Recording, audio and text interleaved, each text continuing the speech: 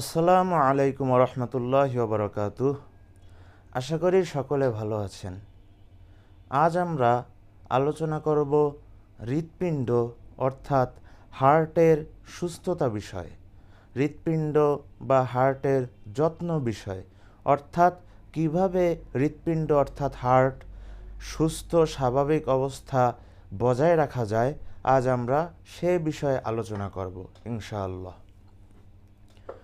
প্রথমে বুঝতে হবে যে হার্টের রোগ কী ধরনের হতে পারে, অথবা হার্ট কী ঝুঁকির দিকে এগোতে পারে, যেতে পারে। প্রথমে আমরা যদি হার্টের রোগ নির্ণয় করতে পারি, তারপরে আমরা বুঝতে পারবো যে এই রোগসমূহ থেকে কিভাবে বেঁচে থাকা সম্ভব। হার্টের রোগসমূহের মধ্যে সাধারণত যেগুলো কমন, তার মাঝে আছে হার্ট অ্যাটাক, হার্ট ব্লক হওয়া, হাইপারথ্রোপি, হাইপোটেনশন, হাইপারটেনশন, এই জাতীয় আরও বিভিন্ন ধরনের সমস্যা, ট্যাকিকার্ডিয়া, ব্র্যাডিকার্ডিয়া, টিআর, এমআর, আরও বহু ধরনের সমস্যা হার্টে হতে পারে। হার্টে প্রধানত যে সকল সমস্যা হয়, এগুলোর মধ্যে অন্যতম প্রধান হচ্ছে দুইটি। একটি হলো হার্ট ব্লক, আরেকটি হলো উচ্চ রক্তচাপ অর্থাৎ হাইপারটেনশন। আজ আমরা মূলত এই হার্ট ব্লক এবং উচ্চ রক্তচাপ বা হাই প্রেশার কিভাবে কন্ট্রোলে রাখা যায় এ বিষয়ে আলোচনা করব। প্রথমে আমাদের বুঝতে হবে হার্ট ব্লক কেন হয় বা কিভাবে হয়। আমাদের হার্ট অর্থাৎ হৃৎপিণ্ডের চতুর্দিকে হার্টের নিজস্ব কার্যক্রম পরিচালনা করার জন্য এক প্রকার রক্তজালিকা থাকে, আর্টারি থাকে, মানে ভেন থাকে, আর্টারি থাকে।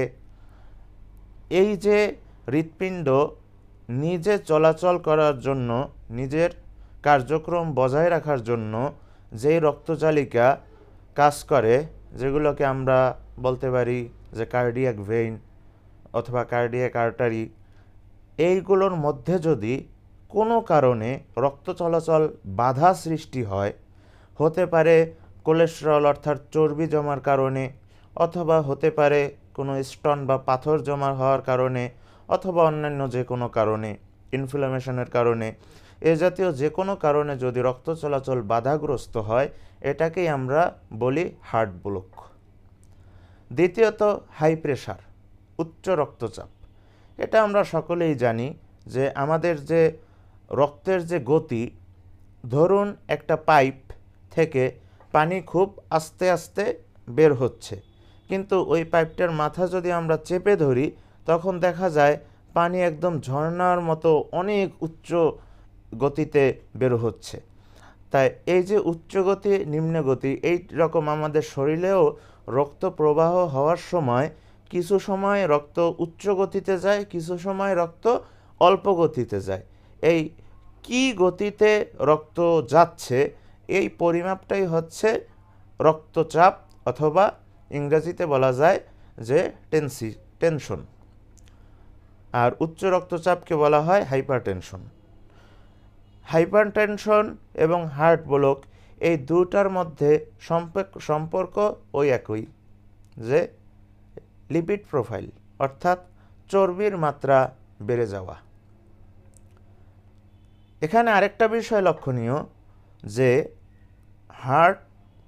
হার্টের যেই রকম হাইপার টেনশন হয় অর্থাৎ উচ্চ রক্তচাপ হয়, তেমন অনেকের কিন্তু নিম্ন রক্তচাপ, যেটাকে আমরা লো প্রেশার নামে চিনি, অর্থাৎ আমাদের মেডিকেল সায়েন্সের ভাষায় হাইপোটেনশন যেটাকে বলা হয়, এই হাইপোটেনশনও বলা হয়। অর্থাৎ রক্তের গতি, রক্ত প্রবাহের গতিটা কমে যায়।